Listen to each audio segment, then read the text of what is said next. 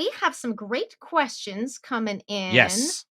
I was gonna say, And let's this is an I wanna interesting one to start out. Aaron Lore, what do you think is the worst bit of advice you've heard related to D&D? And if you want a compound question, what is the best? I think the worst piece of D&D advice I ever see, and unfortunately I see it quite commonly on social media, is whenever somebody's just like, yeah, if your players do something that you don't like, or if they try and go against the stuff you've prepared, just kill them and stuff like that. And I'm just like, man, that's 100% wrong. Like, I don't like to tell people they're wrong. I don't like to say that your fun is wrong. That's wrong. Don't do that. The end of the day, it's, if the players want to do something that you've not prepared for, you take your prep, you reskin it, you doodle over it, you change it in slight ways, and then you make it fit whatever they want to do, right? If a player creates a character with a 10-page backstory, you lean into it, you embrace it. Maybe you don't do everything in there, but you try and involve as much of it as possible. Don't just kill them off. Like, that's just making you a butthead, and don't be a butthead. It's not a you versus them game. It's a everyone's having fun together. So yeah, that's probably the worst. The best piece of advice, I think, is my friend Matt Colville, and I just talked about it, is that idea of like, put the stuff you love into your games, because it helps keep it exciting and fresh. You love mecha anime like me, you love Macross and Gundam and stuff like that. Find a way to put magic war golems that people can jump in and fly around in. Put those in your fantasy. Even if it means like tweaking the genres a little bit, go for it, because you'll have a really good time building that stuff, and your excitement feeds into the players' excitement. Yeah, and folks who watch the stream know that I bring up a comic book reference in almost everything. So there's lots of ways to port that stuff over, especially in reactions to your powers or in ways of coming Yeah. together. But you could even do like I was pre-stream, I was talking about Jane Austen, and you can steal from things like that where you're like, it doesn't have to be about getting married or being in a class system or whatever, but you Nope. can always have an intimidating figure who comes to read you the riot act that you've got to stand up to. You can Yep. absolutely steal Lady Exactly. Catherine de Bourgh and put her in your game. Mm. That's it. Or like, yeah, like a particular character that you love in something. People that watch high rolls will tell you, I find a way to put tall, cool bunny ladies in pretty much everything I play. And I do it because I love them and I want them in my games. So And to the earlier point, we I don't know if people still make this joke. We used to say rocks fall, everybody dies, as mhm. the like, I'm done, I've had it. But that is A, just a joke, and B, it's like, as a DM, you're allowed to have feelings. If somebody gives you a 10-page backstory and you're like, the game is tomorrow, I can't, do you have a one-page Yep. version of this? I would say that's something you could talk to your players about because you're allowed Absolutely. to have feelings. But I mean, Yeah. vengeance murder at the table. Yeah, it's a joke for a reason, and it's a very old school way of thinking that the game just doesn't support anymore. Like, the game's just not built to have that relationship between GM and player. And that's, I think, why some people get frustrated with the newer versions of D&D, because it's just not that game. And that's not how it's really you can play it. So, yeah. And for the other, like it was rude then too at the wrong table. It was rude Uh, then too. Yep, I agree. Yeah, for sure. Let's see. Okay, I love this. Magical Marker Stream asks, "Hi Mark, your combats are often Mm. multifaceted, from having time traveling Mm. doorways needing charging to countdown to explosion starships. I know you draw inspiration from your favorite games and movies, but do you have nuts and bolts tips for building those spinning plate combats?" I don't know about nuts and bolts tips for building those multifaceted combats. I break it down into, and I really, sometimes it's quite hard to articulate the way I do things. Like, I know how I do it in my head, but it's hard to necessarily put it into words. I think the biggest thing that I've learned from video games and from level design courses and other GMs is what makes the most interesting combats is when the combat isn't about making the monster's hit point zero. It's when there are other stakes involved that you might still be trying to make the monster's hit point zero. You have a rampaging Tarrasque. You still need to defeat the Tarrasque, but maybe you also need to think about all the buildings and towns it's going to crush on its way. That gives you a secondary objective to that encounter. If you have a high level encounter, and this is especially important for balancing combat encounters because it is a tricky thing. It's a skill. It's an art to balancing combat encounters. Having another objective is another way to basically work with that. If the players, you could put the players against lots and lots of weak enemies that keep coming back until they shut down the 3 mega crystals that they've got to shut down to turn off the planar portals, right? you can keep throwing enemies at them, and that will eventually start wearing them down. And if they've got to do multiple skill checks to close these things down, like, they're going to start rethinking their tactics. It's no longer, I'm just going to do the most damage I can possibly do. It's, I'm going to cast this spell which is going to give me a shield so that I can, like, I'm going to put wall of ice around me so that they can't get me while I'm trying to fix this thing. I'm going to stand in front of the portal and try and hold it closed with, my immense strength. They start thinking more creatively and out the box. I think that there's a couple of other things you can do, things like elevation, multiple different areas and phases of a monster. I think that legendary encounters and, more importantly, mythic encounters, which were added in Mythic Odyssey of Theros, I think mythic encounters is one of the best monster mechanics they've added, and it's a huge benefit to combats to make them more interesting as well. That's like a very, I probably didn't touch on the actual useful tips there, but hopefully that does help a little bit. Absolutely. I love this one from Calamity Jane. As a Mhm. player, how do you handle the silence between players, especially online, when people don't Mm. know what to do or say, or are in that weird holding pattern of thinking someone else is going to speak? It's a tricky one, especially online. It was actually something that we struggled with when we first started moving to online because we were used to playing in person.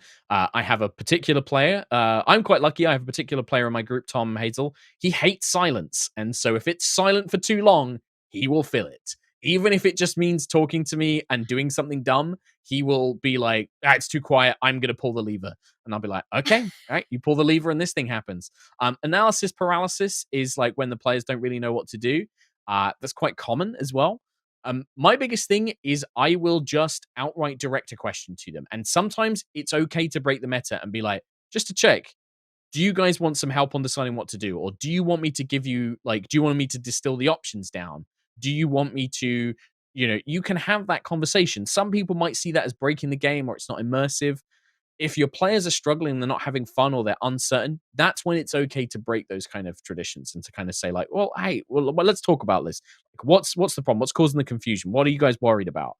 Okay, well, I can, like, maybe make a check and I'll give you some more information. You can still gamify it. You can, if they're like, well, we're not really sure who we can trust, I'd be like, well, why don't you guys make an insight check, like, or make a group insight check, and then I'll give you some more information.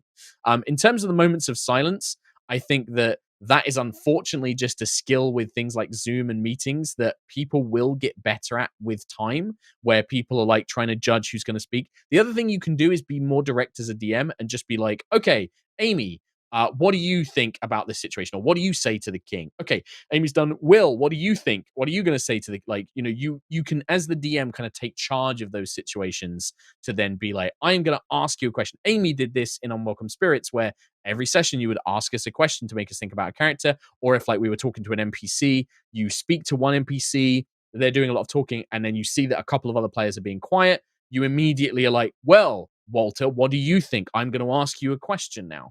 And that's a good way of hooking people into it and stuff like that. I love that. And the tip to sort of be a little more directed than you might at the table really helps to Mm. compensate for the fact that you can't necessarily hear an intake of breath from the other side of the table and kind of magically know it's coming. Mhm, Yeah, and I think, like, just mhm. having good manners to be like, "Oh, I'm so sorry, what were you gonna say?" And you just, like, give that, that's just standard sort of, like, digital communication stuff that you can do. But yeah, it's, I think that, yeah, hopefully that helps, Calamity Jane. Crispy 1260. How much do you get Crispy! feedback from your players throughout the campaign to make sure they're still enjoying themselves? Crispy is one of our regulars in high rolls and one of my mods as well. So, in terms of feedback, it's actually a funny one with my games. I sometimes I have to, like, threaten them to give me feedback, uh, where I have to be like, "Did you guys enjoy that game?" Like, I have to actually ask them, or like, "What are you guys enjoying at the moment? Do you guys want to? Is there anything that you want to do differently? Is there anything when you change?" And there are some players who are like, "Everything's fine," and they're just like quite happy. I've got a good mix of players in my groups where, like, I have a good mix of players, some of whom they take a very passive role. They want to turn up, they want me to kind of show them a cool world, give them a cool story, and they're happy to just sit there and be like, whatever you give me, I will take. And then I'm also lucky because I also have a couple of other players who are like, I've written you a 10-page backstory. I want to do this. I want to find this. I want to go on this quest. So I get both sides of it. And I think that does technically fall into feedback where they'll tell me what they want to achieve. They tell me what they want to do. But it is a funny one because I think that, like, sometimes they're, you have to kind of say to them, like, it's okay to tell me if you guys don't enjoy something, or it's like, it's okay to tell me that you'd rather do something differently. So it's not something that happens very often, but I do try and check in with them as often as I can. And if you watch Nights of Eveningstar, that's something I've done a lot more frequently with that group because I don't know them as well. So I'm almost every session, it's like afterwards, I'm like, hey, are you guys enjoying this? Is there anything you'd like me to do differently? What do you guys want to do for the next arc? And we have like big discussions in between the seasons on Nights of Eveningstar where it's just like, what do you guys want to do for this season? Oh, we want to do more of the kingdom management stuff. Okay, great. Let's do that this season. Oh, we want to go on there was a period, I think, in Nights of Eveningstar where we had done a lot of role playing, like lots of kind of like social stuff. And Mika just message the Discord, our little Discord, and was like, "Hey, can we just do like combat? Can we just do like some fighting dudes for a while? Because I just want to fight stuff, and it's getting very political and complicated, and I just want to fight some people." I was like, "100%, yes, that sounds awesome. Here's like 3 episodes of just us kicking the crap out of some dragon people."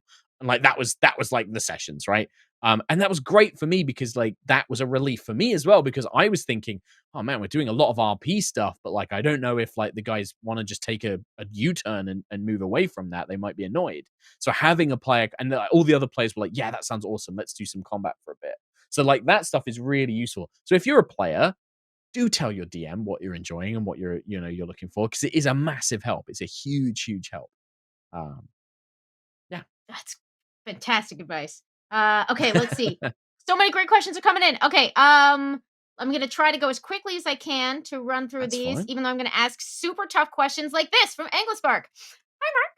Do you have any advice on creating a compelling big bad evil guy for long campaigns? The villain in Lightfall had what I thought was a really compelling background. Is there something you lean on to create them?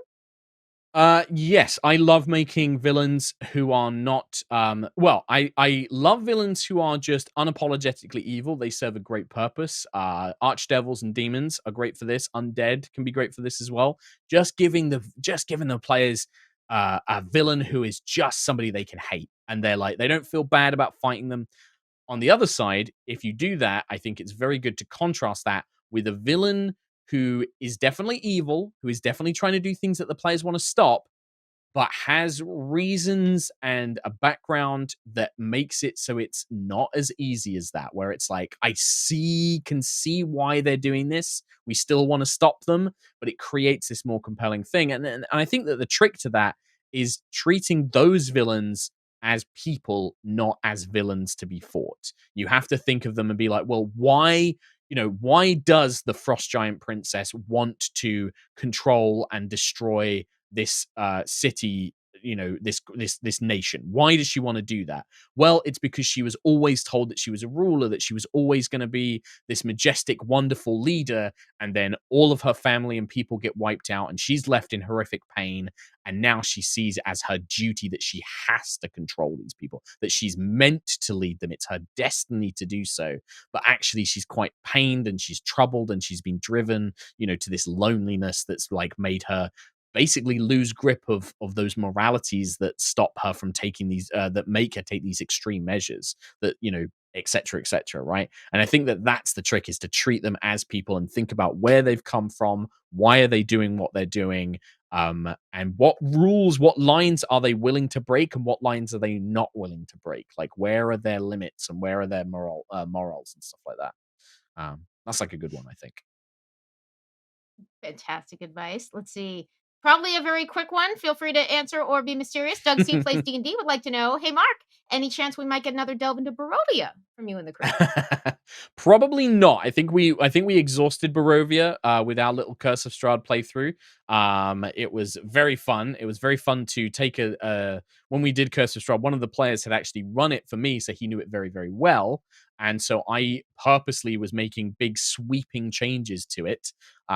I think that with the way that that campaign ended, we probably wouldn't go back to Barovia, but there's certainly still problems that were left, especially in Avernus. So maybe I will never say no, that you won't see it again, but probably a return to Barovia is unlikely. Uh, but maybe something else with certainly the villain from that campaign still up to no good. So And unfortunately, we have some wonderful questions that have come in. Thank you all so much for sending them. We have time for just one more, which is our official mandatory D&D Beyond question. Mhm. It is the most important thing we can ask you. Just here for coffee would like to know, what is your favorite dinosaur? What is my favorite dinosaur? I'm of the age where I went and saw Jurassic Park in the movie theater, right? And I think that leaves a deep impression on anyone that sees it. It's got to be a T-Rex or a Velociraptor, and I can't pick between it. It's got to be a T-Rex. It's a classic. I know it's probably a boring choice, but like that moment in that movie where the T-Rex comes out with the Jeeps, and then I'm also thinking about them in D&D and the idea of riding around on T-Rexes, and I'm like, that's really cool. So I think I've got to go with T-Rex. Iconic, always a classic. Iconic. Mark, where It's a can classic. I people can't find help it. you? Yeah, where can Uh, people find you for yeah, more of your D&D and insights? people can find me on Twitter at Sherlock_Hulmes. And actually, if people have got questions that I didn't get a chance to answer, I'm actually going to go live on my own personal Twitch channel pretty much after this, which is Sherlock Hulmes, all one word with an underscore at the end. Sherlock Hulmes underscore. You can jump over there. I'll probably like give me about 5 minutes. I'm going to go live there, and I'm happy to. I'm always happy to answer D&D questions over there. But yeah, Twitter is generally the best place. Ping me. If you go on it right now, there's a very funny thing that I tweeted, which is a series of clips from a very bizarre project where me and some friends spent a year remaking all of the audio to Lord of the Rings, Fellowship of the Ring from memory. And it's very cursed and weird. And you can go and watch that. I retweeted that earlier today. So you can go and watch that if you want as well. Thank you so much for joining us. It Thank was you. such a pleasure to play with you in Oh, Unwelcome Spirits. I hope folks will check all of your stuff out. It's very nice thank to, you I very had met much. you very briefly, but it's nice to much more substantially get to make your Amy, acquaintance. you are an absolute delight. It was an absolute joy to be in your game and to chat with you today as well. So thank you very much. Everybody check out those shows. Check out Candlekeep Mysteries for some Mark Yes. goodness, which we might have to bring you back at some point to talk about some more.